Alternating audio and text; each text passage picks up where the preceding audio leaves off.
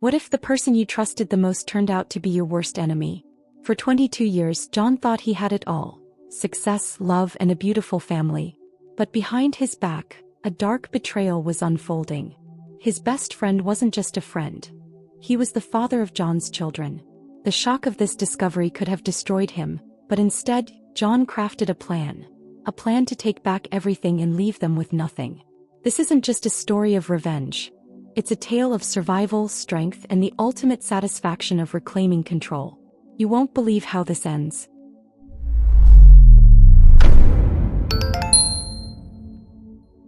My name is John, and at 56, I built a life that most people would envy. Married to Charlotte for 22 years, I've always kept myself in shape, physically and mentally.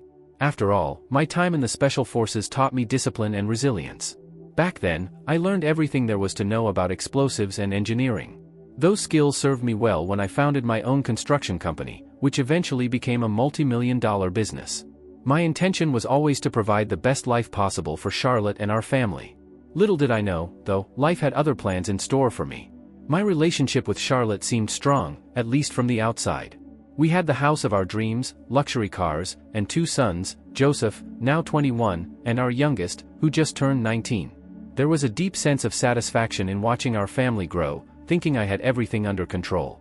But, behind the scenes, something was off, something I couldn't quite put my finger on. Charlotte came from a wealthy, traditional family, one that always treated me with disdain. To them, I was nothing more than a servant, even though I was the one who provided the lavish lifestyle they valued so much. I tolerated it, for love. And then, one morning, I stumbled upon something that turned my whole world upside down. Charlotte had left her emails open. In those messages, she didn't just express her disgust for me, she revealed that our children weren't even mine. That hit me like a brick. And the man responsible? George, my ex-best friend. As I read through the emails, everything fell into place. George had been in our lives for years, working for me, pretending to be my friend, while all along, he was the father of my children.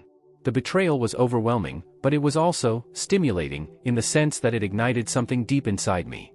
I had to take control again, but this time, my intentions were different. Over the years, I started to see my relationship with Charlotte in a different light. The woman I once thought was the perfect wife carried an air of superiority, deeply influenced by her family. Her parents, wealthy and proud of their status, had never accepted me. To them, I was just a man without a proper pedigree, despite the luxury I provided for their daughter. I gave Charlotte everything: a beautiful home, expensive cars, the lifestyle her family expected. But no matter what I did, I was never enough in their eyes.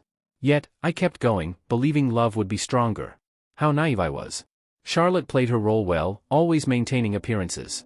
But looking back, her cold gestures and distant stares said more than I wanted to admit. Everything revolved around image. She kept her circle close, ensuring that I was only there to fulfill my duties. Meanwhile, I focused on our sons. Joseph, the eldest, was the source of pride I once believed I had. Watching him and his brother grow brought me so much satisfaction, so much so that I never questioned anything. I never realized that, for years, Charlotte had been hiding the truth, and our entire life was built on lies. The shock of discovering George's involvement tore me apart. The man I considered my best friend had been there from the start. They knew each other long before I hired him. He infiltrated my life, gained my trust, and all along, he and Charlotte had their secret. What shattered me even more was knowing my sons, my own sons, had known for 6 years. 6 years of silence, living with that knowledge, pretending I was their father. Every smile, every proud moment, was a lie. But instead of collapsing under the weight of this betrayal, I began to see things clearly. My intention to stay passive was gone. Now, I was planning my next move. That moment when I found Charlotte's open emails was like a punch to the gut. It wasn't just suspicion anymore, it was cold, hard proof. Her words, laid bare in those emails, cut through me. Not only did she admit to despising me, but she confessed that our sons weren't even mine. The level of betrayal was beyond anything I had ever imagined. It was a devastating blow, yet oddly stimulating in a twisted way. Reading her confessions made everything I had been blind to suddenly clear. I was living a lie, and now, the truth had hit me with brutal force. The worst part? George, my so-called best friend, the man I had trusted with my business and personal life, had been involved from the beginning. He wasn't just a passive bystander, he and Charlotte had known each other long before I entered the picture. All these years, he had been right under my nose, laughing behind my back. Every handshake, every toast we shared, was laced with deception. And my sons, they knew. they had known for 6 long years. It crushed me to think of all those family moments, the smiles, the trust, all based on lies. I was surrounded by people who saw me as nothing more than a fool. But instead of falling apart, I felt something shift inside me. I couldn't let them get away with it. Not like this. I realized I had been passive for too long, and now, it was time to change that. My intention was no longer just to survive this, it was to take back control. I wouldn't let this betrayal destroy me. No, I would make sure Charlotte and George felt the weight of their actions. It wasn't just about revenge, it was about reclaiming what was rightfully mine, on my terms. And the first step? Quietly observing and planning my next move, without them knowing what was coming. As the initial shock wore off, I realized I couldn't act impulsively. No, I had to be smart about this. That's when I reached out to an old military friend, someone who understood how to operate discreetly. Together, we set up a surveillance system that Charlotte would never suspect. I began monitoring her calls, reading her emails. The more I uncovered, the clearer my path became. I didn't need physical violence to get back at them.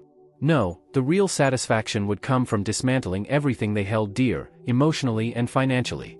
My intention was to strike where it hurt the most. Every move Charlotte and George made was now in my hands. They had no idea I was listening, watching. Charlotte, so absorbed in her double life, never suspected a thing.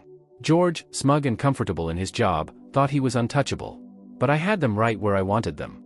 I learned how dependent Charlotte was on me, despite her family's wealth. She thought she could live this life forever, with me funding her every move. Meanwhile, George remained blissfully unaware that his position in my company was about to crumble. They were so focused on their deception that they couldn't see the walls closing in. The plan was clear. There would be no confrontation, no messy scenes. I would ruin them slowly, methodically. I wanted to savor every moment as their lives fell apart. First, I'd strip Charlotte of her financial security. Then, I'd deal with George. It was all about timing. I knew I had to be patient, to wait for the perfect moment. This wasn't about getting even, it was about taking back control. The satisfaction I felt as I prepared for their downfall was unlike anything I had experienced before. And soon, they'd realize they had underestimated me. With every detail falling into place, I knew it was time to make my first major move. Quietly, I began the process of selling my company to a trusted competitor, someone who shared my vision and values. But there was one catch: George and his allies would not be part of the deal. I made sure the buyer understood that they were to be left out while ensuring that the rest of my employees would be taken care of. It was the perfect first step. While George thought his position was secure, the rug was about to be pulled out from under him. My intention was to leave them with nothing. At the same time, I started shifting funds into private accounts Charlotte couldn't access. Every day, I moved money, little by little, away from the accounts she relied on. She was so caught up in her web of lies that she didn't even notice. To her, everything was business as usual. Meanwhile, I was setting her up for the fall. My satisfaction grew as I watched the plan unfold, knowing that soon, she'd be cut off from the wealth she took for granted. She wouldn't just lose me, she'd lose the financial safety net she thought she'd always have. By the time the deal was done, George was still clueless. He had no idea he'd soon be out of a job, his alliances shattered. Charlotte, too, was none the wiser, continuing her life of luxury, thinking she had me under control. Little did they know, I was in control now. And this was just the beginning. I wanted them to feel the weight of their actions, to watch as their world slowly crumbled around them. The sale of my company was a crucial step, but there was so much more to come. I was only just getting started. With the company sold and the financial groundwork laid, it was time to prepare for the next phase, divorce. But this wasn't going to be any ordinary separation. No, I was going to make sure Charlotte was left with as little as possible. Quietly, I began making changes. I shifted the house and the luxury cars into her name exclusively.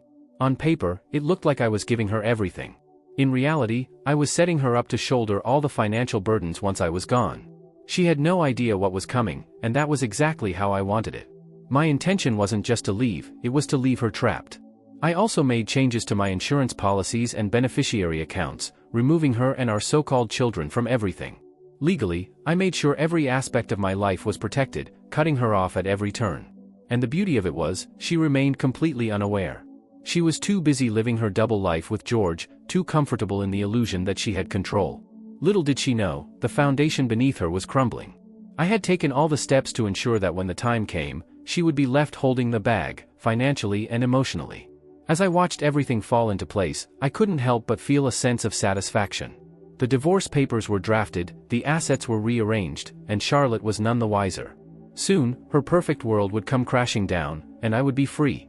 Free from her lies, free from the family that never respected me, and free to start a new chapter on my terms. But first, I had to make sure that when I walked away, it would be on my own terms, leaving nothing behind for her to cling to. This was just the calm before the storm. With everything in motion, it was time to deliver the final blow. I had gathered months' worth of recordings, emails, phone calls, even conversations Charlotte and George thought were private. I had everything I needed to expose their deceit. But I wasn't going to confront them directly. No, that would be too easy. Instead, I decided to release the evidence publicly. A few well-placed leaks, some strategic shares of compromising audio and video clips, and their lives would be blown wide open. My intention was clear: make sure their betrayal was known to everyone, including those they valued most. The fallout was immediate. The recordings spread quickly, gaining attention on social media and making their way to people in our social circles. Charlotte's family, who had always looked down on me, suddenly found themselves at the center of a scandal. And George? His reputation was shattered overnight. The smug confidence he once had was replaced with public shame. As their secrets came to light, the people they had manipulated for years began to turn on them. There was no hiding anymore. They were exposed for who they truly were, and the humiliation was relentless. Watching them squirm under the weight of their own actions brought me a deep sense of satisfaction. But this wasn't just about public shame, it was about taking away the very things that gave them power. The trust of their friends, the respect of their family, and the security of their false reputations were all gone. Charlotte and George were left with nothing but the truth of their betrayal laid bare for all to see. And yet, I wasn't finished. This was just the first stage of their downfall. As their world continued to collapse, I knew they would soon face the full extent of what I had planned. This was only the beginning of their reckoning. Once the public humiliation took its toll, the financial consequences swiftly followed. With the recordings and emails out in the open, Charlotte's reputation was in tatters. Her family, who once flaunted their wealth and status, found themselves distancing from her in a desperate attempt to salvage their own image. The luxury home, which I had strategically placed in Charlotte's name, was now her burden to bear. With no financial support from me, the mortgage quickly became unmanageable. One by one, the assets she thought she controlled, cars, investments, and savings, were stripped away. The banks were closing in, and she didn't have the resources to stop it. Charlotte's once pristine world fell apart. The cars were repossessed, the house was foreclosed, and suddenly, the life she had taken for granted vanished. With nowhere to turn, she and her family were forced to move back into her parents' hotel, a far cry from the luxury they had grown used to. George, who had believed himself safe, was also caught in the crossfire. He lost his job, as I had ensured he would, and his career took a nosedive. Together, they were left with nothing but debt and the weight of their own mistakes. It was a long fall from the top, and I made sure they felt every inch of it. Despite everything, I remained calm, watching from a distance as the life they once thrived on crumbled. There was no satisfaction in violence, this was far more stimulating. They were forced to confront their own actions, dealing with the consequences of their betrayal both publicly and privately. The lavish lifestyle, the connections, the financial stability they had enjoyed at my expense were all gone. They had taken me for granted, never expecting that I'd take back control in such a calculated way. Now, they were left with nothing, and it was only a matter of time before they realized just how much they had lost. With everything set in motion and Charlotte's world falling apart, I quietly slipped away. There was no dramatic exit, no final confrontation. I simply vanished, leaving no trace of where I had gone. In reality, I had been preparing for this moment for months. I had a secluded property in the north of the country, a place where no one could find me. It was my sanctuary, far from the chaos, where I could finally enjoy the peace I had longed for. The satisfaction of leaving behind the wreckage of my old life was immense. My intention now was to live quietly, free from the shadows of betrayal. The property I moved to was everything I had dreamed of: sprawling land, surrounded by nature, far from the eyes of those who once knew me. I had set up everything in advance, ensuring that my new life would be comfortable and secure. No one from my past could reach me here, and that's how I wanted it. The silence, the isolation, it was exactly what I needed to clear my mind and start fresh. Charlotte and George were left to deal with the ruins of what they had destroyed, while I rebuilt something entirely my own. Freedom, after all those years, was the greatest gift I could give myself. As I settled into this new life, I couldn't help but reflect on everything that had led me here. The betrayal, the lies, the calculated steps I had taken to reclaim my life, it had all been worth it. Now, I could finally live on my terms, away from the toxic web Charlotte and George had spun. There was no need to look back. I had made my intentions clear, and I had followed through. They were left with nothing but regret, while I embraced the future with open arms. My story wasn't over, but the chapter with them certainly was. Months after my disappearance, I found myself back in the South for some unfinished business. It was supposed to be a quick trip, handle a few loose ends and return to my quiet life up north.